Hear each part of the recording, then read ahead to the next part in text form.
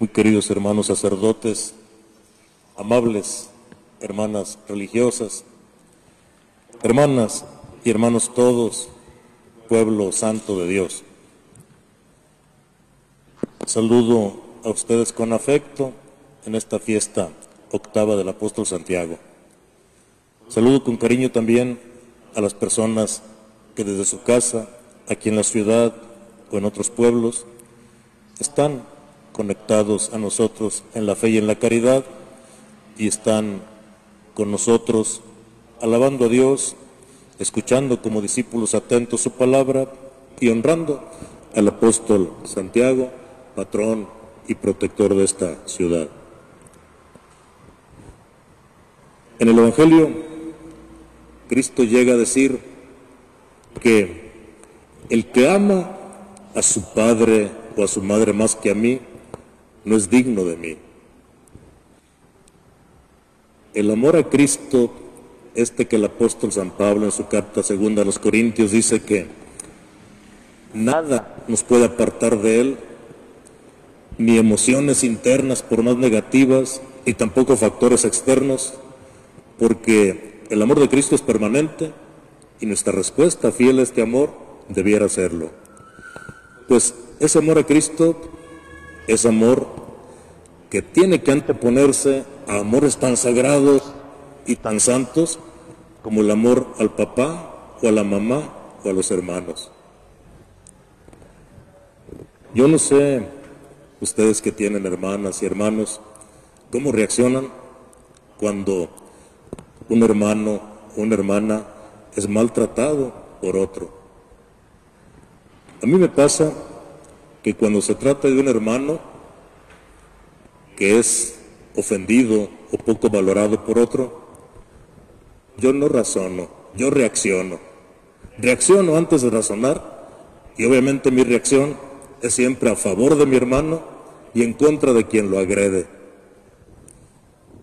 Santiago y Juan, dos apóstoles, a los que Cristo entre los 12 mostró especial predilección, porque son los dos que junto con Pedro se mencionan con mención especial en ciertos momentos del Evangelio de Jesucristo, como en el monte de la transfiguración, como en la sala donde Cristo con su palabra imperiosa vuelve a la vida a una niña que había muerto, como en el monte de los olivos, que son los tres que están más cerca de él en aquella dramática noche de la agonía. Tuvieron pues entre los 12 un trato especial de parte del Señor. Pedro, Santiago, Juan. El Evangelio de San Mateo nos presenta a la mamá, muy mamá, pero tal vez no discípula de Cristo todavía. Y nos presenta a Pedro y a Santiago muy hermanos entre sí y muy hijos de su mamá, pero poco discípulos en ese momento de Jesucristo. Porque aunque la mamá es la que presenta una petición, el silencio cómplice de los muchachos, Santiago y Juan, manifiesta que antes de razonar con un razonamiento evangélico como discípulos de Jesucristo, están reaccionando con la mamá, que está pidiendo al Señor un lugar privilegiado para sus 2 hijos antes que los otros 10. Señor, en tu reino, permite que uno de mis hijos se siente a tu derecha y otro a tu izquierda. Quien hace esta petición no ha entendido todavía la lógica del Evangelio, que no armoniza con cierta lógica humana en la que las gentes compiten por el primer lugar, las gentes aspiran al privilegio de ser el primero, el más importante, aquel a quien le sueltan los reflectores para que todo el mundo note que ahí está él y que ahí está actuando. La respuesta de Cristo más bien hace entrar a la mamá y a los hijos en otra lógica, la lógica de, pues el que quiera ser el primero, hágase servidor de todos, y el que pretenda ser el más importante, sea esclavo, sea finalmente también servidor de todos. El que quiera ser el primero, hágase el último, y el que pretenda ser más importante, pues empiece por servir a los demás. La petición que revela mucho cariño materno, pero mucha ambición de alguien que no ha asimilado la esencia del Evangelio, le da a Cristo oportunidad para decirles, pues mi propósito es que ustedes continúen esta obra que yo estoy iniciando, pero van a estar al frente del pueblo no como los que dominan, sino como los que sirven. Hay quien, como autoridad civil, como autoridad militar, como autoridad en frente de una comunidad, los jefes de las naciones, ejercen dominio sobre ellas y a veces las tiranizan y actúan como el que quiere sobreponerse a los demás, como el que quiere, reflectores, y quiere dejar muy claro que Él es la autoridad, que Él es el que manda para que los demás le sirvan y le obedezcan. Y dice Cristo el Señor, que no sea así entre ustedes. Hágase pues el último, el que quiera ser el primero, y más bien entren a la lógica del servicio.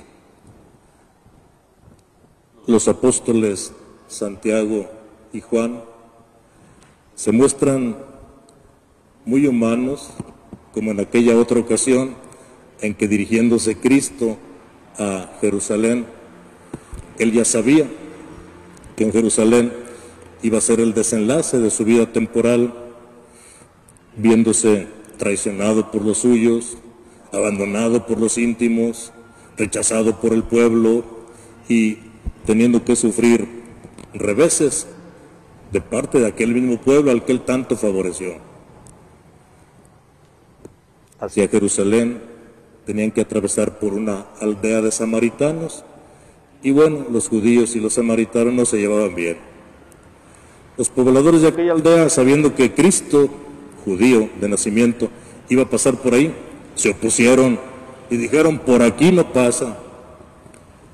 Esta reacción humana de los dos hermanos, que parece que sintonizaban muy bien y actuando en sintonía con el apodo de hijos del trueno.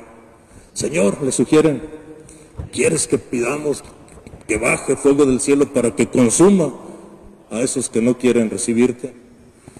Cuando el Señor tenía otra solución, no quieren recibirme, pues le damos la vuelta y llegamos por otro lado. Qué exquisita caridad y respeto tiene Jesucristo a la voluntad de los hombres que se le están oponiendo ahora.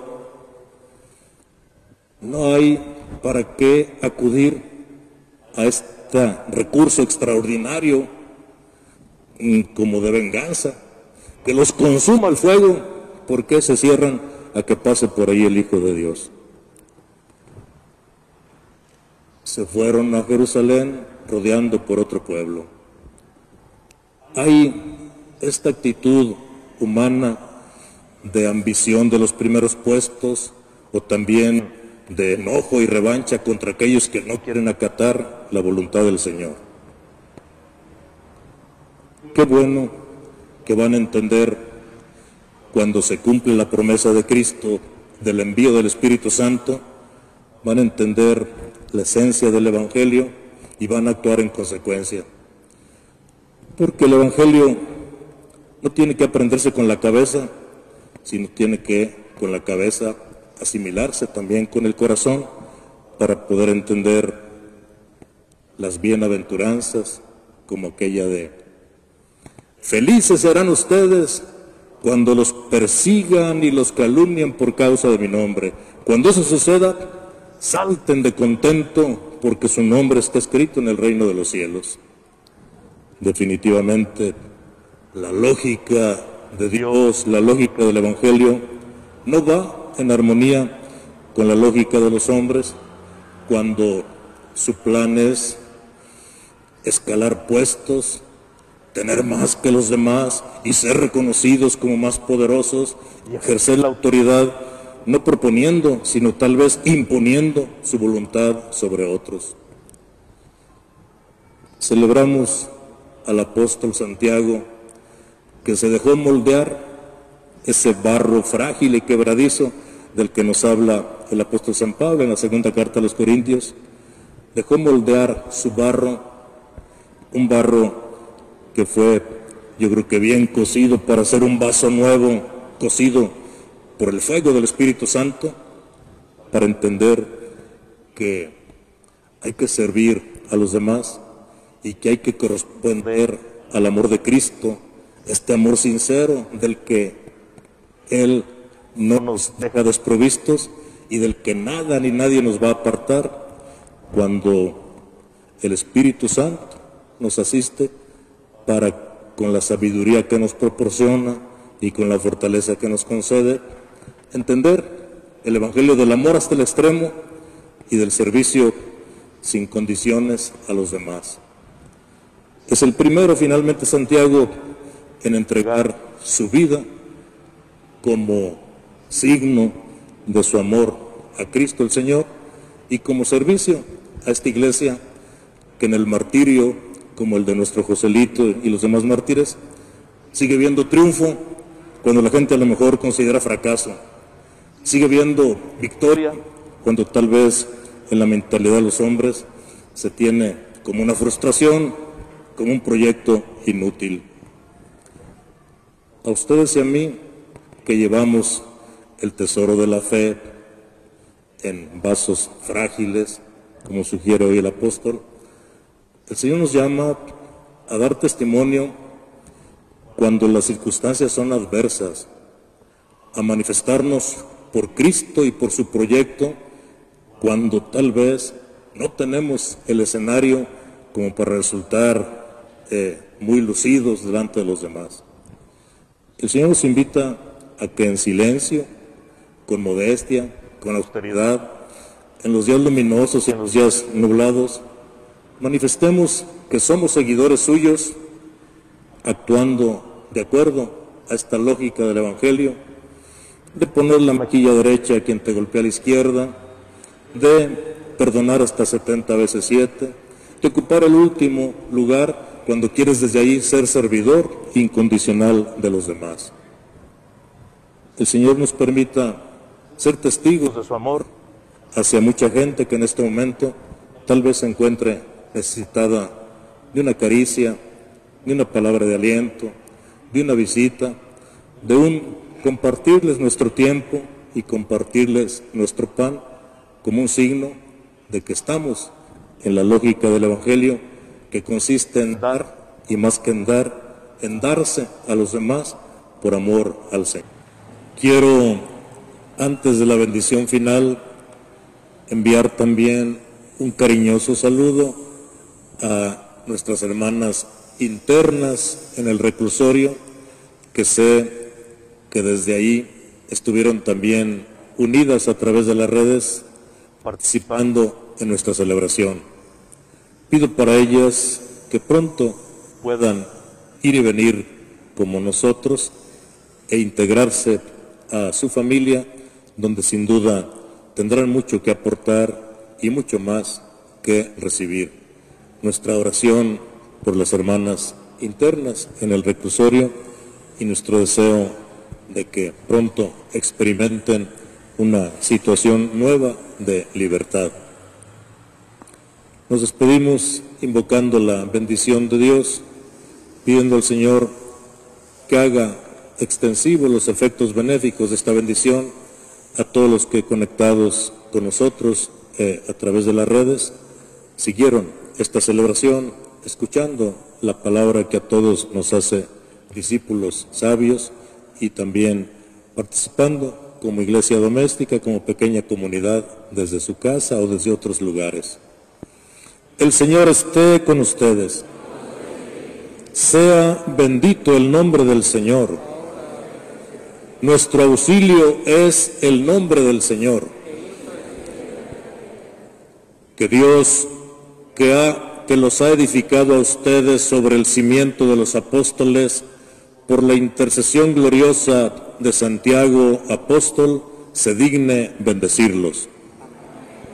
Que Dios les conceda ser testigos de la verdad ante el mundo, el mismo que los enriqueció con las palabras y ejemplos de sus apóstoles.